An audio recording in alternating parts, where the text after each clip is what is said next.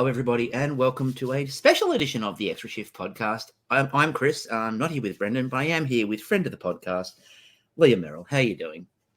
Oh, just Nothing's been going on.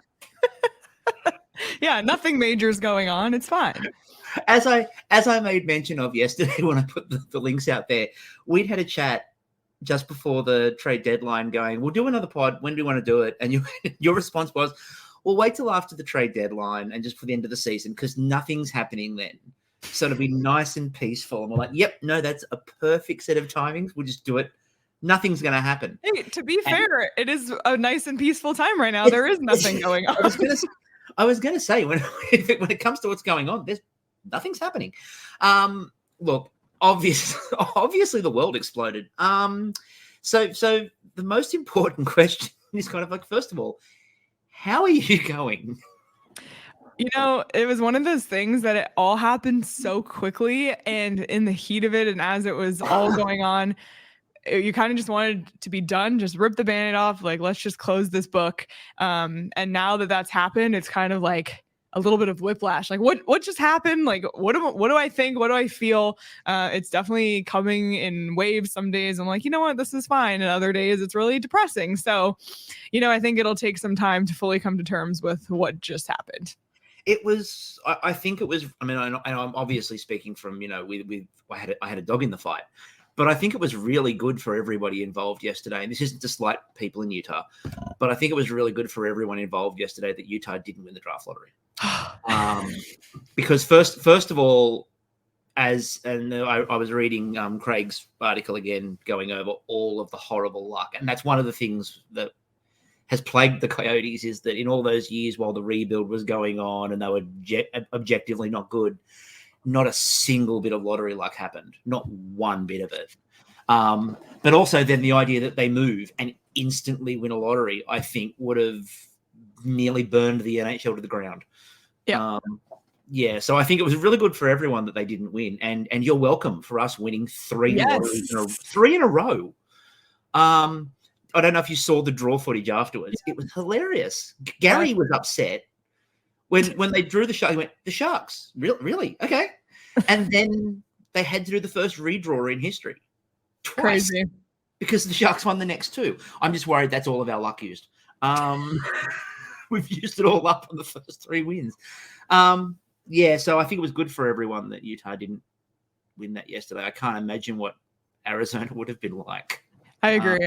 People would have rioted, I think. And especially earlier in the day when John Buccigross tweeted the image that kind of went viral, then he deleted it. And, you know, it was obviously them just rehearsing, but it had Utah in second and people were losing it then. And that was just a practice scenario that got out of hand. So. I thought that was, because when I saw that image, I was just like, yeah, no, they're rehearsing because that's just the studio screen. Although my other favorite part, just to quickly talk about the lottery for 2 seconds, my other favorite part of it was the fact that ESPN kept Kevin Weeks on screen and where his hands were visible at all times. So he could not tweet in the ad break who had won. After last year where he did, they were like, Kevin, hands where we can see them. No tweeting. Oh, that's so good. So let's go back to the matter at hand, however. So obviously, you know, and it wasn't that long ago. It sounds really crazy to say, but a month, maybe, when suddenly we sort of woke up. I woke up to the news that it was actually less than a month.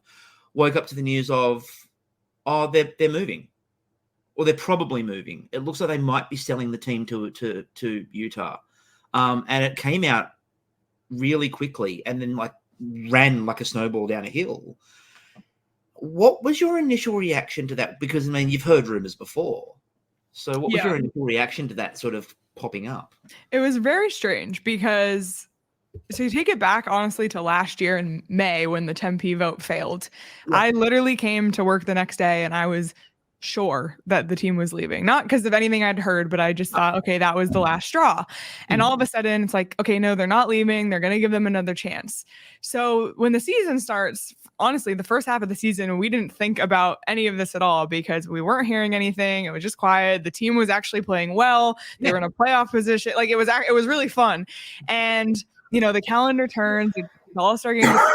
Everyone's saying, well, the deadline to have something ready was the All-Star game, but it's like, oh, well, it's actually the end of Q1, the end of the year.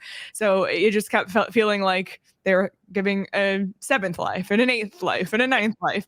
And, you know, I would say April is when things started to feel uneasy, but because everyone was waiting for the auction date to get posted, because we'd known that they had the meeting where they were going to set the auction date, but we were just waiting and waiting and waiting. Everyone's thinking, why is this taking so long? If it's taking so long, there must be something wrong.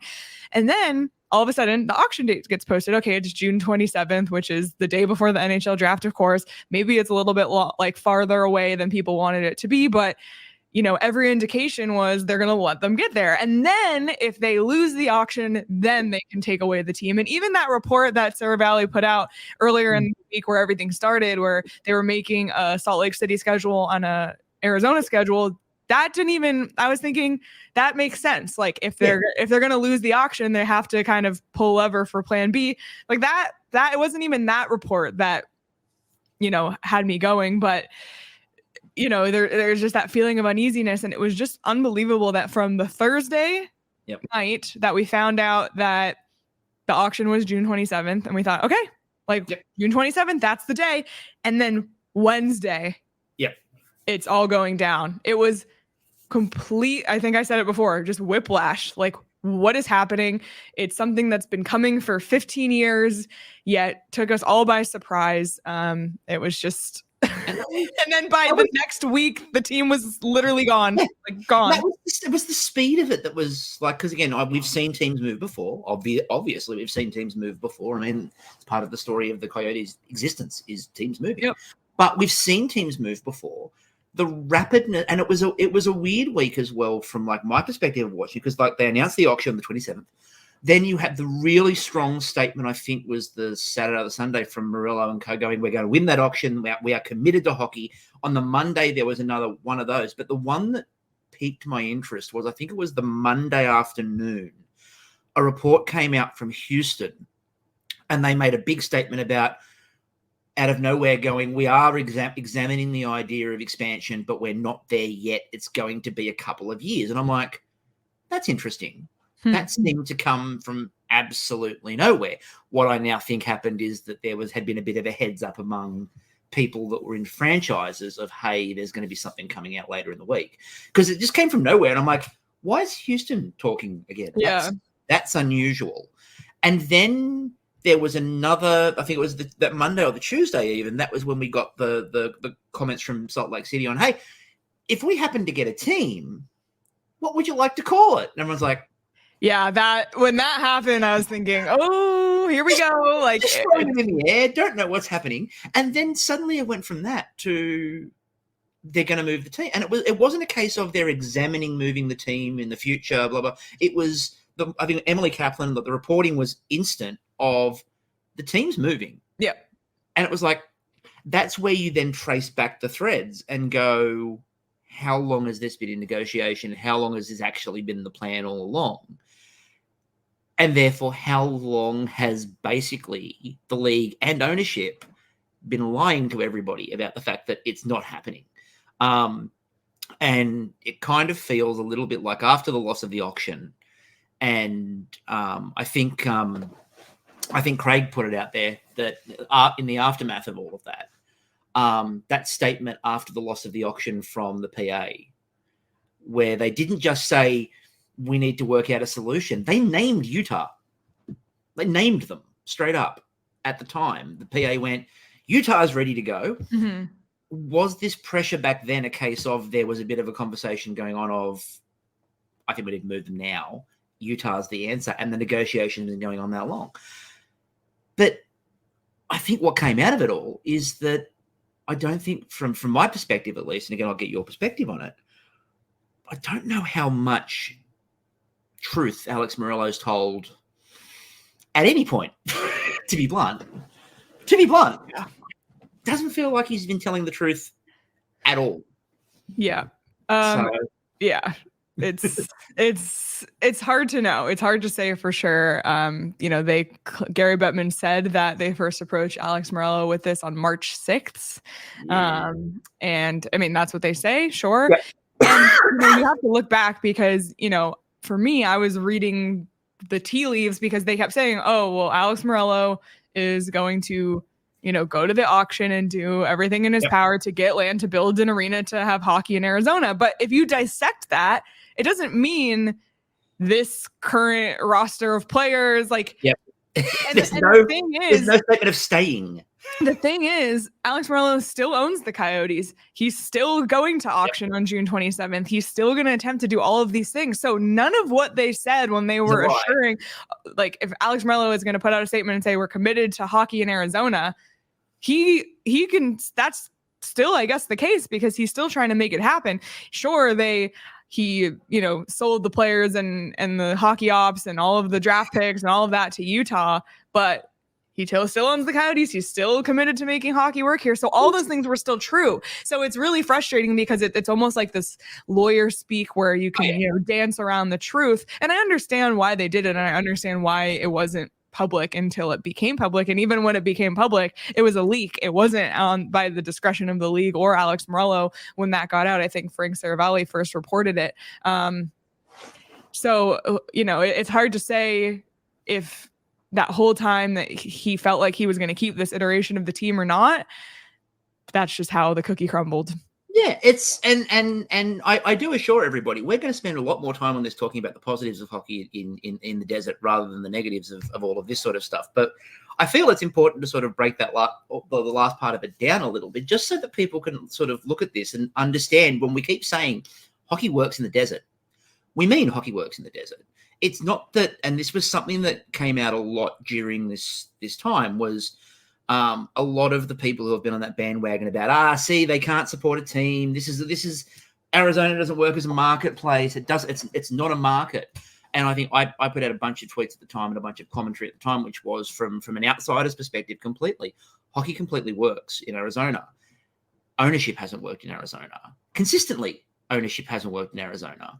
Moving the team away from large metropolitan areas to Glendale for, real estate purposes, and then moving the team again for real estate purposes. It seems like this has unfortunately been a team that's been screwed over by real estate markets in Arizona. And the whole future of the franchise since about 2006 has been tied to where can we buy land and use the team as the bargaining chip to buy the land with. And Alex Merrall tried that with Tempe and failed.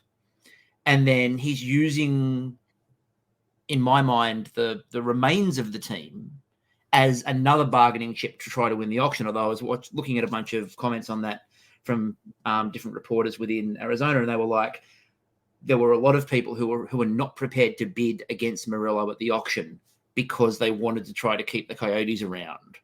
And now that this has happened, all bets are off, and developers are going to be going very hard at Merrall to try to buy the land because there's no team. So they're not losing anything if they bid against him. They're not going to be seen as the bad guy here. It's probably impossible to be seen as the bad guy bidding against Alex Merrall on land at the moment. So yeah. And he's got his money now. So he's got his down payment on the next lot of land. So that's what he's kind of after. He's got his $1 billion. So that can help him build a lovely development for property or things like that. It just sucks that hockey lives and fan bases and jobs and all of this stuff and really good people were sort of led along by somebody whose main interest is actually from an outsider's perspective, is not the hockey operations. It is not hockey, and it's not developing and growing the game in Arizona. It's where can I build condos? Where can I build a shopping center? How can I maximize funds? And again, that's an owner. That's what owners are. They're not. They're not do that. It's really hard because, there are owners in the league clearly who are dedicated to doing everything on the hockey side. And the problem is, you actually look at Alex Merrall, he did invest in the hockey side. He was the one who, put money in the hockey operations department to hire Bill Armstrong, to hire the most complete scouting staff this organization has ever had. So partly you think, okay, like this is actually going in a really positive direction. The problem is everything outside of the hockey was not going well and was not being run well, or maybe bad decisions were being made. But yeah, you can go all the way back to Glendale, the decision to move there, with it being a land deal. There's never been an owner here who's really cared about the team. It's always been about real estate, like you said. And the other issue with it is there's not a lot of people, like all the owners have been from outside of this market. So they don't understand, like nobody is in Arizona, born and bred or raised billionaire. And granted, there's only so many billionaires out there. But somebody who's capable of owning a sports team. And that's important too, because every community has its own identity. And if you don't understand the identity of the community you're in, you're probably going to make some fumbles. Or if you don't understand and you're not relying on the right people to help you and guide you, then you're probably going to make some fumbles there as well. So I think it's just a combination of all of those things. It's the benefit of, as a Sharks fan, it's the benefit of Hasso-Plattner is, you're in a tech bubble. You're in the Silicon Valley part of the world. You're in there with all these tech moguls. So they're all from there. They're all in the area. They live in the area. That's their area. And having a Hasso-Plattner who's just like, hi, I own SAP. I own all of this. Here's some money. Go do hockey. Yeah. Go do hockey. I'm going to let you do hockey. And very minimal interference, which again is good. But as you said, and again, I promise everyone we're going to frame it positively, because it was a positive. The hockey ops had just turned the corner. The setup looked amazing. We'd talked every time we'd spoken over the course of this season. Like, our questions involved, is there a playoff push coming? Because this is a team that looks like it's actually built and geared towards a playoff. Look at the development. There's finally prospects in the pipeline that are good prospects. There's a structure. Bill Armstrong's doing a very good job of actually identifying talent, making sure they're in the right places. The on-ice product is getting a lot better. You've finally got those players. And, you did the trip to Australia at the start of the year. And as I said to you at the end of when we're talking about that, there are a lot of Australians who suddenly went, oh, the Coyotes are fun. Like, it does help when a certain player scores a ridiculous goal in the first game. That helped.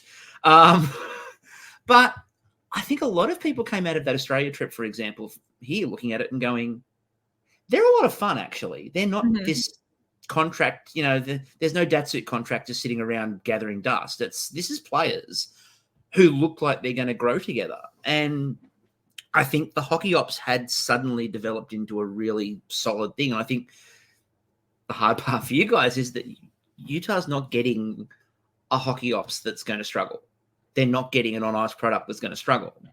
What they are now having, though, is an owner who's basically said in his preamble, I'm going to spend a lot of money in this offseason. I'm going to bring in players. I'm going to go for names. We're not going to sit here and just go, oh, we're happy to be here. I want to compete. And that sounds a bit like it's a foreign concept in recent years for Coyotes fans, of ownership sitting there and going, you know what we're going to do? We're all in. We're competing. So, But if you look at the owner in Vegas, like that's an owner who is all in on hockey.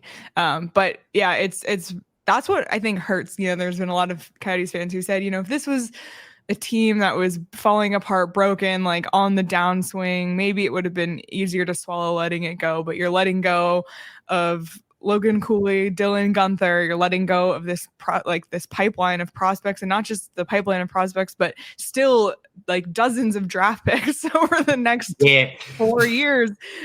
There's just like, if this is an upward slope, we're right at the start. And for, all the Australians, I even thought this is a perfect time to get in as a fan, because the worst of the rebuild is behind us. Like that first and second year were just horrific.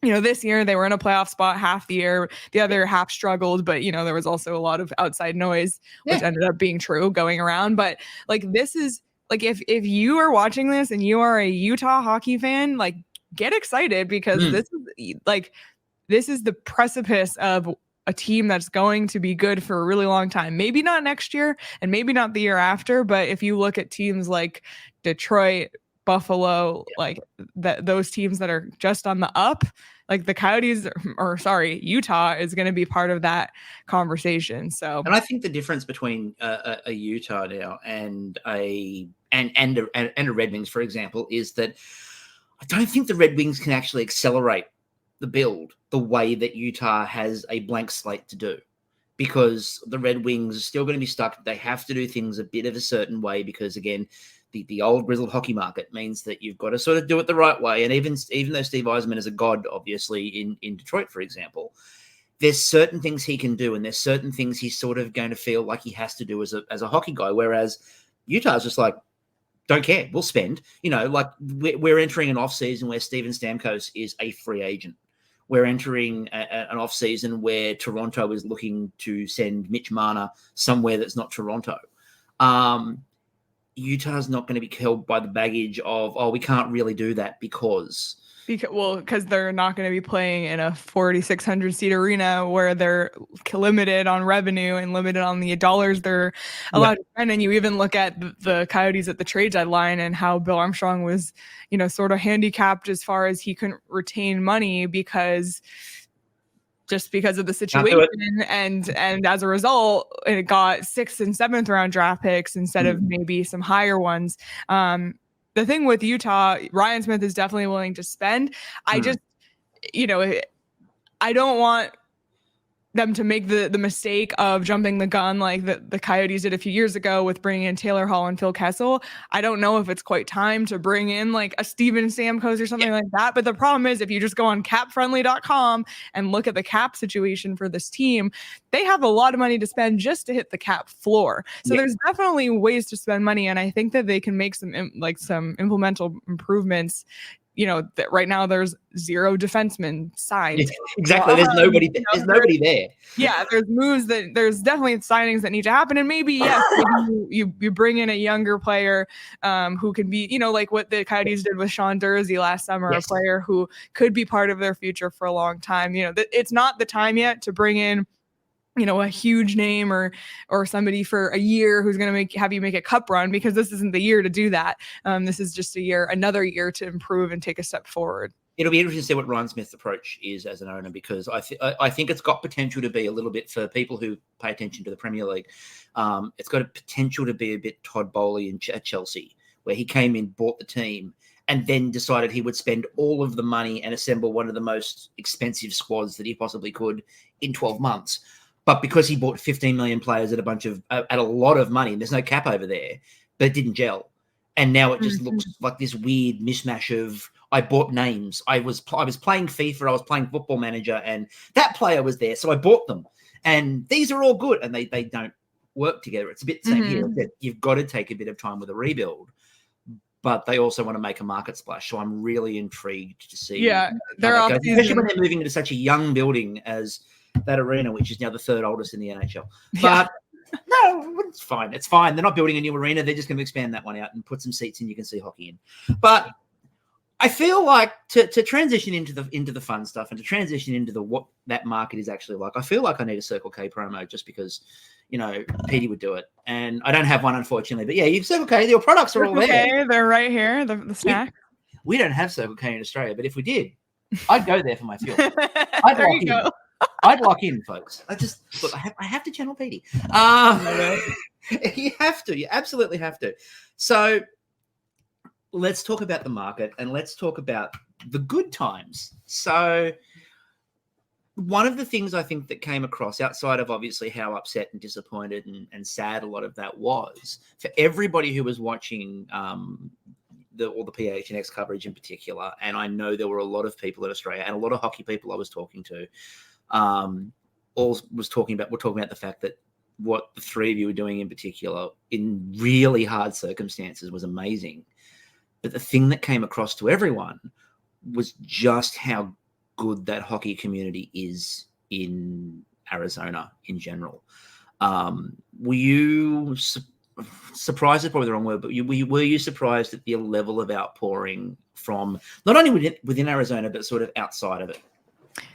I don't know if I was necessarily surprised. I think it was definitely incredibly nice, especially from the Australians. It was really cool. A lot of people reaching out from overseas, but I've always known that the fan base here and market here is ready to have a winning hockey team. It's actually yesterday was the 12-year anniversary of the Coyotes beating Nashville to go to the Western Conference Final. And I had all these photos in my memories of the sold out whiteout building at Gila River Arena, 17,000 plus. And Arizona is an interesting sports market. It's not Chicago. It's not Philadelphia. It's not people who, were born into this bread, bleed the colors. Like this is a transplant market because Arizona is a very young state. It's at the 48th state of the United States. So it was, a later ad. It hasn't been around forever.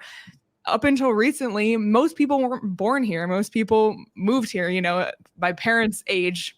Everyone I know who is my parents' age in Arizona, they're not born here.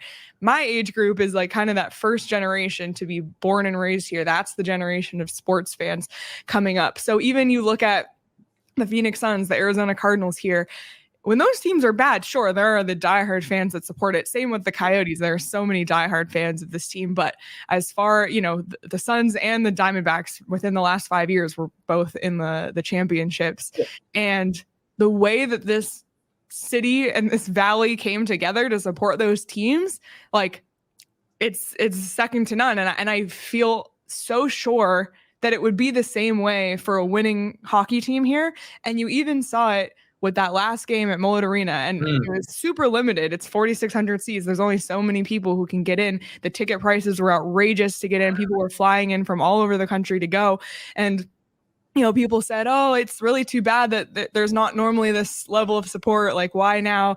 And kind of in the 11th hour. And it's because there was something to support. Like this was a cause to support. If the team has a losing record every year, it's not a huge cause to support. There's so much other stuff to do here besides go watch a losing team. There's 3 other sport like professional sports here.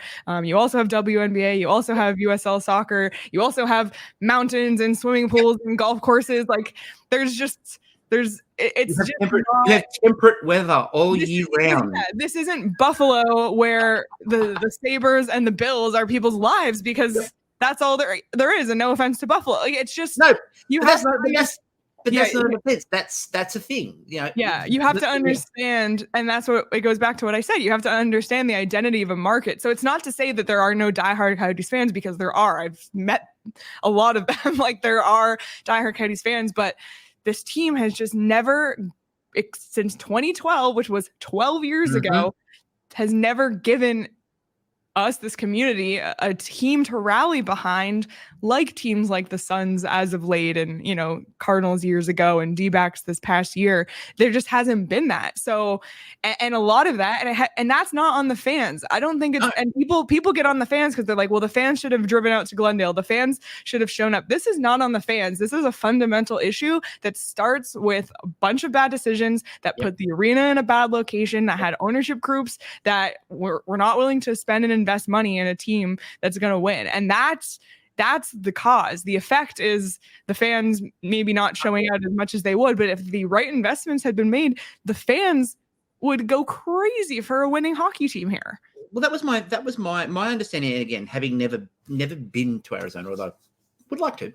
I think my understanding of, like, from looking at the move to Glendale, for example, is that Phoenix to Glendale on a weeknight is not feasible for anybody. Like, to go and support a hockey team, like, it's just not feasible that you're going to be making that trip. So that's the starting point of, well, why aren't the fans traveling? Well, it's a bit different than, say, if you live, as a lot of people do who are criticizing that, in the GTA, or if you are living in Montreal, or if you were living, you travel for the team. Well, you can. It's easier. It's far easier to do. And I think that's a problem of being in, and again, can say it as a Sharks fan, all of the teams, and we've talked about this before, all of the newer teams that are in non-traditional markets face that sort of, I see it as the snobbery of the traditional market of, well, you don't love it as much as we do. You don't love it as much as we do. Look at, and I'll use them as the example because, let's face it, online, they're a great whipping boy and they're fantastic to do it because everyone just goes, yeah, it's fine. Not like Leafs fans. You're not like Leafs fans. And I'm like, no, you're right. We're less reactionary. But you're not like a Leafs fan. You're not like a Leafs fan. Well, no, because every market is different. Every market has its own type of fan. And, like there were people getting on the Sharks at the end of this year going, oh, SAP Center was not full. Why would it be full? Are you going to go watch the Sharks lose 10-1? We didn't win 20 games in the season. I had the, I don't know if you saw it online, the "you just lost to Mike Greer's San Jose Sharks" meme. And I would post that in the Australian NHL fans group every time the Sharks won, with it tagging the fan base. And I got a bit of blowback initially with people going, well, you've won games now. This is really boring. And I went, I'll tell you what, I'll stop posting it when we get to 20 wins. Because I knew we weren't getting to 20 wins for the whole season. Yeah. But why would people go and watch San Jose at the SAP Center when, it's not a chance if we might lose 1-0. We were getting blown out at points. You're not going to watch that. And that's fair. It's not a case of, especially where it's out of the way. You've got to make transport links. You've got to hike over to the arena. You don't live in a downtown area 5 minutes from the rink. It's not a thing. And also in Arizona, they haven't had, apart from the winning team, they haven't had the guarantee the team's going to be there in that marketplace, in that city. So why would you invest? Why would you emotionally and financially invest if there's always this threat? Because that's like the emotional pain of this is like, it's horrible on people. There's people who have been season ticket holders since 1996 who invested thousands and thousands and thousands of dollars for years and years. People who invested emotionally just for it to get ripped away. Like there are people, like if you were there in the last game, people sobbing their eyes out, bawling their eyes out, people messaging me, telling me that this is what connected them to their, parent or grandparent who's now passed away. And now this entity that, brings people together is all of a sudden gone, and what to do. And, let alone the people who are actually losing their jobs over this. So it's just so much more than, it's so easy to pass judgment and make a blanket statement about a market or a fan base or a situation, but there's just so many layers to it. So I just, I encourage anybody to just stop and maybe think about all of the things before they pass judgment. And anyone who watched, especially that last month of PHNX Coyotes streams, saw that. And saw that fan base and saw the passion of that fan base and saw that, again, if you are in a fan base that has been as beaten up as the Coyotes fan base has been by outside factors, as well as the circumstances within the marketplace, and you are still passionate about that team, if you need any proof that hockey works, there's your proof. Like your proof is that this is a team that's moved and been treated poorly by a bunch of ownership groups and been treated sort of poorly by fans outside and all of these sorts of things. And still the passion was there, and still the diehardness was there, and still, and a lot of people even came together. Like once it was all confirmed, the sentiment that I saw online, largely outside of the obvious, hockey doesn't work people, was a lot of people going, I feel really bad for this marketplace because we see it, but they've just not been given the chance. They've not been given the opportunity. Then Alex Merrall spoke at the press conference, and everyone went, okay, I get it now. I think actually it's one of the, I am going to quickly sidebar that. One of the best things that I think happened to Coyotes fans was having Alex Merrall speak at the press conference with Gary Bettman, because it showed the rest of everyone else in the league watched and went, that's the thing. That's the thing. Yeah, and the problem was he hadn't spoken publicly for 6 years since he bought the team, and Craig needs to write a book, which is basically his story of 6 years chasing Alex Merrall. Like he could write it like a thriller. Chasing Alex. And it just becomes this whole thing of him following Alex Merrall around trying to get him, and there's this enigma that won't ever appear. And there's a Gutierrez appearing in front of him. And this could be fantastic. It's a great idea. I think, Craig, if you listen, take it. It's a bestseller. So what were some of your favorite moments in that sort of? It sounds weird to say favorite moments in the downside, but I know that you had a bunch of fan meetups and they looked like a ball of fun. In the last month? Yeah. Yeah. So we did, well, first of all, at the last game, it wasn't a meetup, but there were just, obviously a building full of Coyotes fans. Talked to so many people, people that I've met, a dozen times before because they're like PHNX diehards, and we met them at events, to people who, listen to our show. And it was just crazy to hear because, you just sometimes you're just speaking into a camera and you forget that there's real human beings on the other end. Coyotes staff members coming up saying that we were the reason that they were up to date with what was going on with the team. And then so the last game was a Wednesday. That Saturday, we had a meetup in Tucson, which is a 2-hour drive from Phoenix. We had 50 people show up to support Tucson in their final game of the American Hockey League season, which was unbelievable. A team that was now defunct, their AHL team that's still owned by the hated owner. And who knows what's happening? Yeah, that's a whole other thing. But that's still up in the air. Still, we had 50 people who still came wearing Coyote stuff, drove 2 hours, for this event. And then the following Wednesday, we wanted it to be like an Irish wake situation, a funeral, a celebration of life, whatever you call it, where we had over 230 people show up to help support youth hockey. All of the ticket proceeds went to the Arizona Kachinas, which is the girls program here. And we had an unbelievable turnout from people who I think just wanted to come together and feel part of the community. And there were people who couldn't come because they were down in Tucson watching the Roadrunners in their first game. So there probably would have been more people. So it's one of those things where it's like, oh, it's too bad that all of these community things have to happen when there's this death. But it's so similar, like eerily similar to, a real life death. I know.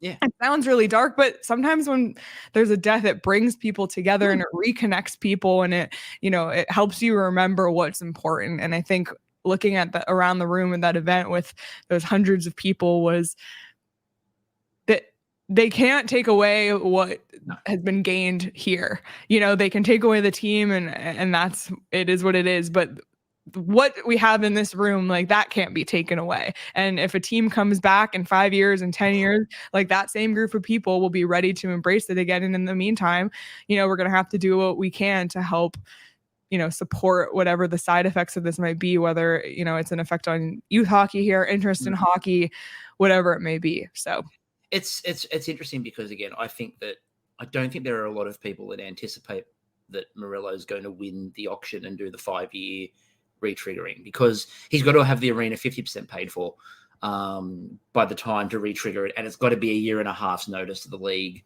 I think that the conditions were made to get him to go away, and I got the feeling from that press conference that by the time Gary had finished working the puppet, and that's the way I've put it, because it did at one point look like Gary Bettman was operating a real boy, and he sort of, Alex started, and then Gary just kept interjecting and taking over and like working him like that. And by the end of it, he wouldn't let him answer a question without him interjecting, because he had to keep fixing statements like, "I hate the media," and then going, "No, what he means is he's shy," and he's like, "Yeah, that's what I meant. That's what I meant. I don't hate the media. I don't hate the media." And Craig's sitting there going, "You want to talk to me?" So, but I think that.